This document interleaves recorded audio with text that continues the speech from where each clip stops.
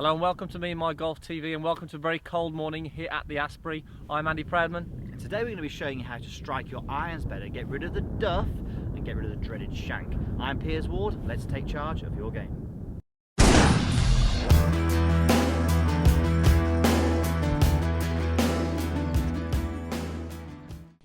Hello and welcome to the Impact Show. This is where we answer your questions on the golf swing to help you create more impact in your game. Absolutely, so if you guys want to get involved, go to the Facebook, Instagram and Twitter today, check out the question and put your questions down using the hashtag #ImpactShow. Yeah, so make sure guys you check out meandmygolf.com.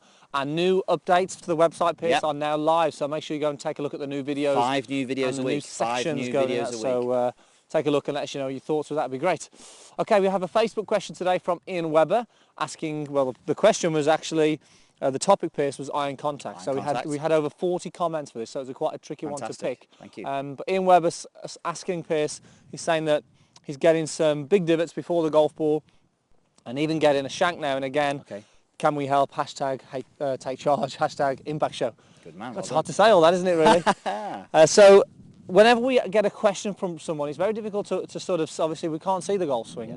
But when anyone asks a question, we get a sort of image in our mind of what we think the swing will look like. So, so what's saying you're getting the shanks, Ian, and also you're taking these big divots. So straight away, Piers, our mind, we're thinking a steep downswing straight away. So for us, you know, a steep downswing would be a downswing which looks, if you video your swing, Ian, you may well have seen this, but a swing that on the way down looks like this. The club is coming down from an angle where the club head is getting out in front of the body a little bit too quickly, and the club will come down quite steeply into the ground. Now, obviously, this will cause big divots whatever time of year, but maybe because it's in the winter where we are, I'm not sure where you are in, that could be causing the bigger divots maybe because the ground is softer. But yes, we can see that in your, straight away alarm bells go in our head, big divots and shanks. We see a downswing that generally looks like this, where the club head travels down on a steep angle, out in front of the body and out over the top of our swing plane. So that's the over the top swing fault for you guys who don't know that swing fault as well. So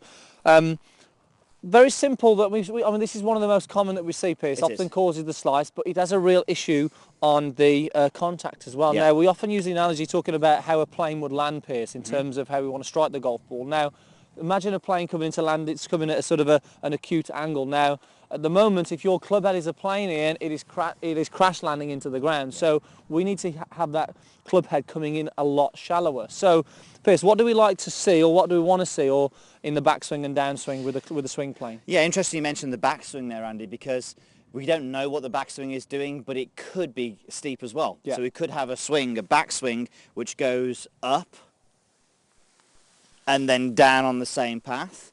Conversely, we could have a backswing which goes too much inside underneath the plane, as you can see, and then loops and comes down over the top, which is also very common.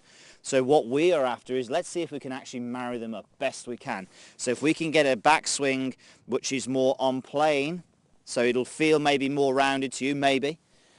Okay, and then on the way down, mirror image that and bring it down in a very similar position. As you can see, I've pretty much gone through the same avenue there. Yeah, so we want that golf club going back and down on the same plane. So, as you can see, that's going to help the contact. That's going to get the angle of approach better into the golf ball, but also stop those shanks that he's getting as well. Yeah, definitely. Because when we see a downswing which goes steep and over the top of the plane, so a downswing which goes this way, the handle and the hands come away from the body and they get that heel and they promote it more out towards the golf ball. So you can see we've got a tee peg in the ground. We'll show you why that's there in a moment. But I'd be hitting the golf ball and the tee peg there and getting those hosel strikes. And they hurt in the winter. They do, yes. They would hurt today. So we hopefully pitch. I'm not going to do one today, hopefully. Okay, so do we have a drill, Piers, that's going to create the feeling for Ian about this club travelling back and down the same plane? Yeah, really simple. First thing I would do is put a bit of feedback on the ground. So a tee peg, a head cover, a towel, anything which is soft, which is not going to damage your club and damage you if you do hit it. The objective is obviously to miss it and just hit the golf ball. But from there, you can actually get into a position, the drill we call horizontal swings. So what we'll do, we'll get the club up in the air like so, and the hands and the arms up in the air, and then from there, we're just going to swing the club around the body.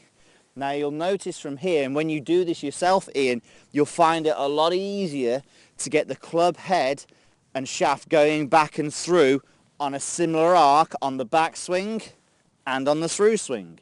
And it's really a great way of conditioning this same back and same through plane effectively, but also shallowing it out as well. I'm obviously not going to duff the ground from there. Hopefully not. Hopefully not. I hope not. So this is going to get your plane landing safely on the runway, yeah? So what we want to focus now, once you've done a few of those, take it to the golf swing. It's going to help feel, going to create the awareness of the club going back and through on the same plane, but hopefully help shallow the swing out.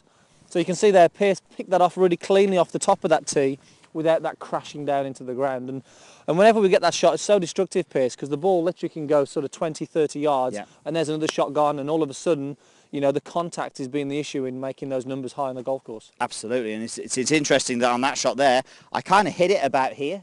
So I hit it low down, so thinned it a little bit, and out of the toe. Well, that's perfect, because your strikes are probably coming up here high and in the heel, so we've actually totally dragged the contact with the club to the other side of the club face, which I'm sure for you will be very nice. Yeah, if you're shanking it in, then a toe strike would be pretty nice for you.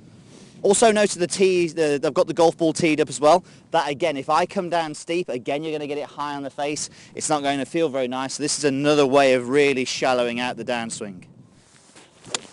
That was a nice one. Yeah, picked it off, and a little draw as well there, Pierce, which shows that club is coming more around the body, more from the inside. I know which Pierce is anyway.